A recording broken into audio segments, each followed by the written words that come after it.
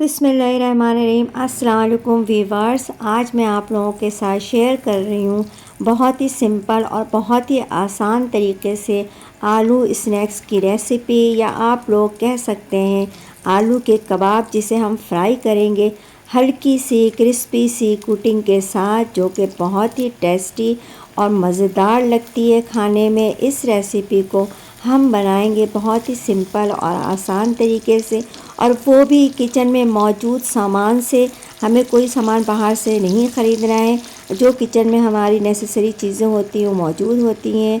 तो बनाना स्टार्ट करते हैं इस रेसिपी को। इसको बनाने के लिए हम सबसे पहले आलू लेंगे। आलू मैंने यहाँ पे 1 किलो आलू लिया। आलू को बॉईल करने के बाद ठंडा कर लिया था और रूम टेम्परेचर पर फिर मैंने इसको पिल ऑफ कर लिया। पिल ऑफ करने के बाद 2 से 3 घंटे आपने इसको फ्रिज में रखना, ताकि इसके जितने भी मॉइस्ट हों वो सारे निकल आएँ। आलू को हमेशा 90% गलाएं, इतना गलाएं कि उसमें क्रैक ना आए, क्योंकि मॉइस्चर जो उसमें पानी की मकदार वो बहुत कम रहती है।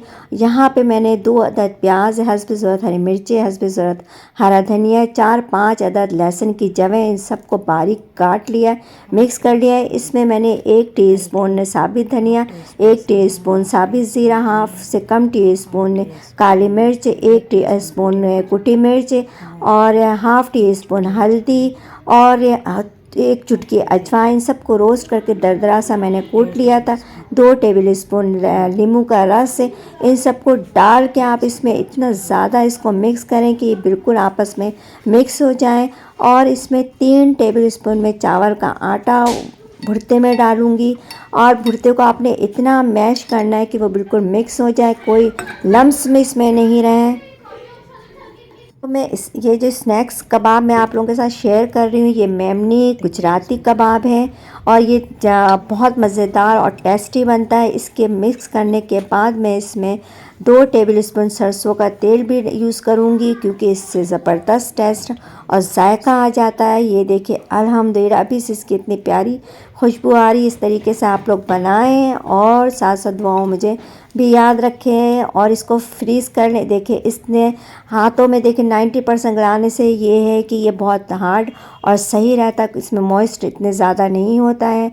आप इस तरीके से बना के सारे कबाब फ्रीज़ कर लें, और रमज़ान के दिनों में टेंशन फ्री हो के इफ्तार में इसको फ्राई करें। और इसके लिए जो कोटिंग करूँगी मैं, वो आपको एक साइड पे कबाब को एक साइड पे रख दूँगी। इसके बाद 1 अंडा लेके इसमें मैंने 2 टेबल स्पून कॉर्नफ्लावर, ये चावल का आटा ले ले, मेरे पास चावल का आटा था तो मैंने उसको मिक्स करके इसमें मिक्स कर लिया है। इसको पहले पानी से मैं इस तरह से मिक्स कर लूँगी, ताकि इसमें अंडे में गुठलियाँ सी नहीं बने। और हस्ब जायका इसमें नमक, और चाहे तो कुटी मिर्च डालना आपकी मर्ज़ी है, वरना रहने दें। और इसको इस तरीके से मैं मिक्स करके इसको, ये देखिए इस तरीके से आप लोगों को भी टिप करना, और एक्स्ट्रा जो कोटिंग है उसकी उस तरीके से आप लोग ये इस तरह से इसको निकाल लें। जितना लगना होगा वो कबाब में लग जाएगा। और इसको बिल्कुल डीप फ्राई नहीं करना है, शैलो फ्राई करना है। इसके लिए मैंने तेल इतना ज़्यादा लिया है कि बस कबाब आधा इसमें डिप हो।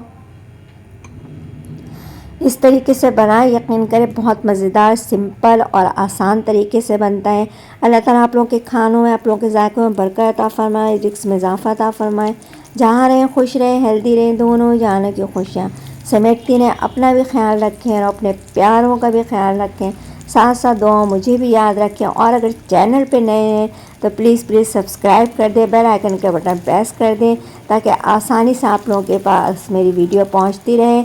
अपने दोस्तों में, फ्रेंड में, फैमिली में मेरे वीडियो को शेयर करें, ज़्यादा से ज़्यादा सपोर्ट करें, और बहुत से वीडियो के साथ, दुआओं के साथ आप लोग मुझे याद रखें। बहुत देखिए अभी से इतना क्रिस्पी और कितना खूबसूरत लग रहा है, तो खाने की बात ही अलग है। बहुत सिंपल और आसान तरीके से मैंने आप लोगों को बताया। इंशाल्लाह आप लोग ट्राई करें, और साथ साथ दुआ मुझे भी याद रखें, और फ्रीज़ करके इसको रमज़ान मुबारक महीने में इस्तेमाल करें। ये टाइम की बचत है, अभी से ये तैयारी आप लोग कर लेंगी तो रमज़ान के दिनों के लिए बहुत आसानी है। देखिए अल्हम्दुलिल्लाह कितना ज़्यादा हार्ड है ये, ऊपर से ये देखिए अल्हम्दुलिल्लाह।